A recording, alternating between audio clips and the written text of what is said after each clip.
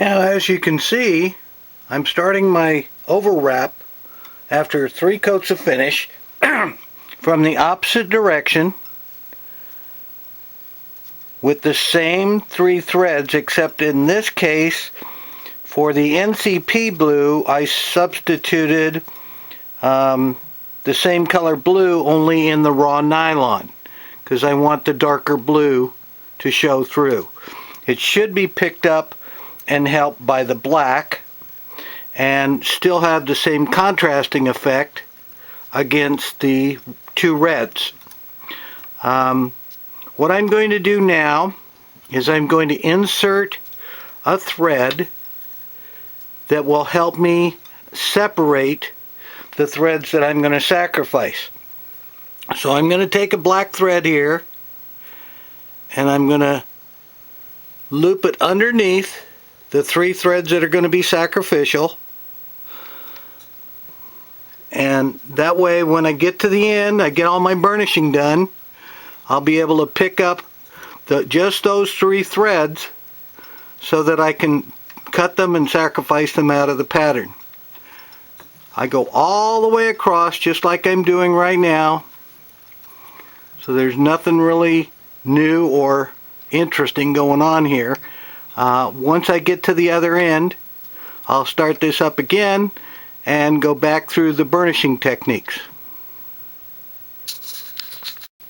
Okay, now what I've got here is I've finished my wrap from the upper part of the tiger, and I wrapped the opposite direction like this that I did from the underwrap. The underwrap went from the weave towards the tip. Now the overwrap goes from the tip towards the weave.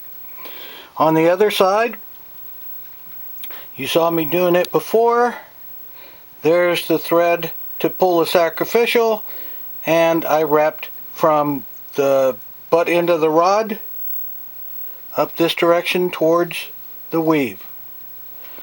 So now I'm ready to do my burnishing, so I'll put this on the tripod and show you how I burnish. Now what I'm going to do is I'm going to burnish the opposite of what I did below.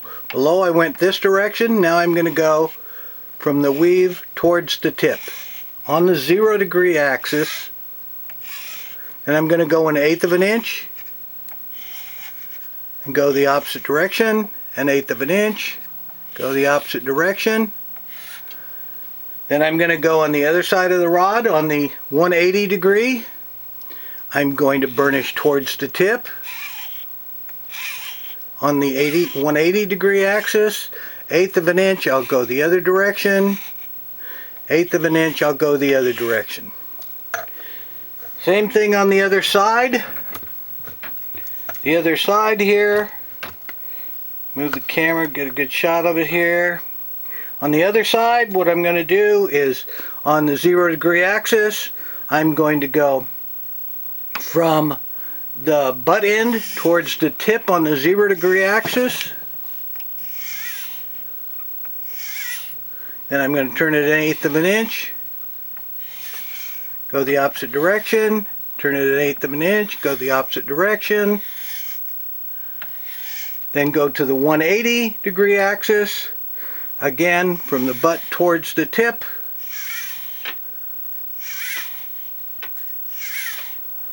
eighth of an inch towards the tip, towards the butt. Same on the other side. Now you can find your own system. You can change it however you want, but I've found that this works usually pretty good for getting my what I call aberrant patterns. Now what I'm going to try to do is cut this thread and pull the thread just to see what we've got now. Okay? I'm going to start at the upper end.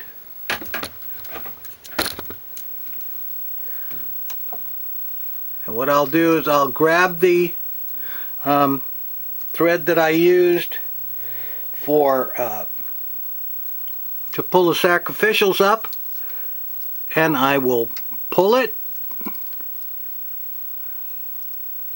Take my scalpel blade, stick it in there.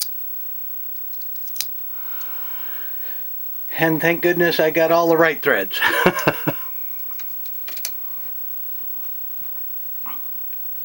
Then I like to just unwind it. Some people try to pull it, and when you do, what ends up happening is that you pull the thread that's staying out of shape, and it messes up your pattern.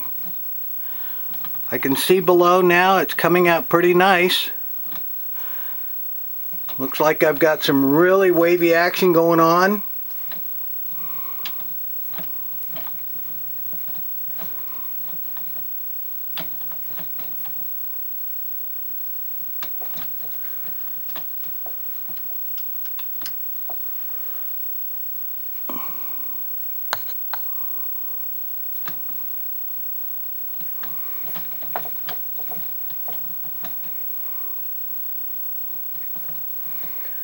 I don't know how this is going to come out in video, but it's looking really good in person here.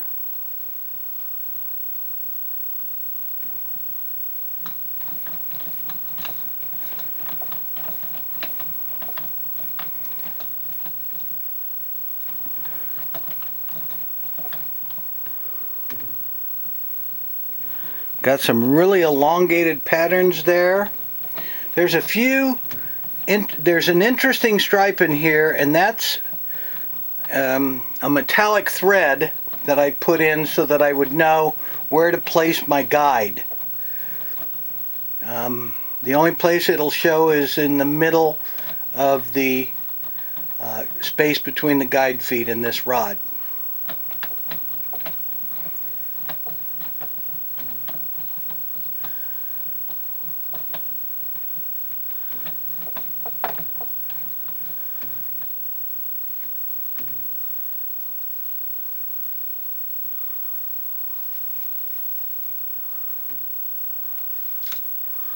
Okay, pull it out. That looks pretty good. I may be able to change the camera around in a little while and give you a closer look at it on video. Okay, I'll go prepare the other side now. I've got to get this side cleaned up.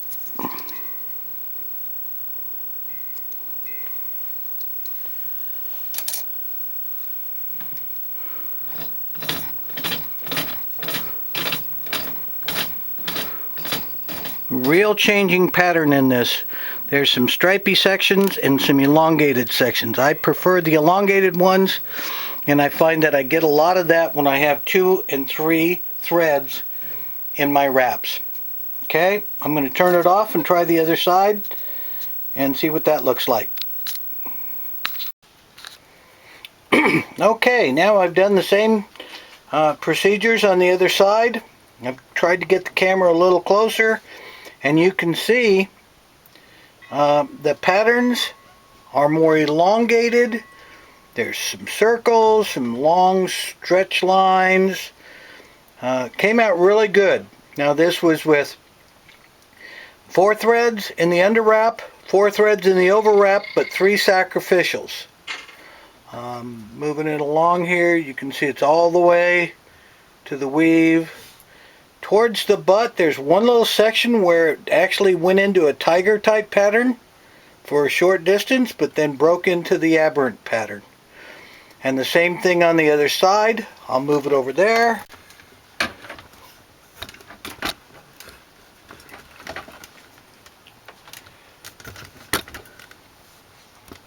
You can see the patterns are more elongated and aberrant. Now what I'm going to do is I'll put color preserver on this, since I'm using some raw thread.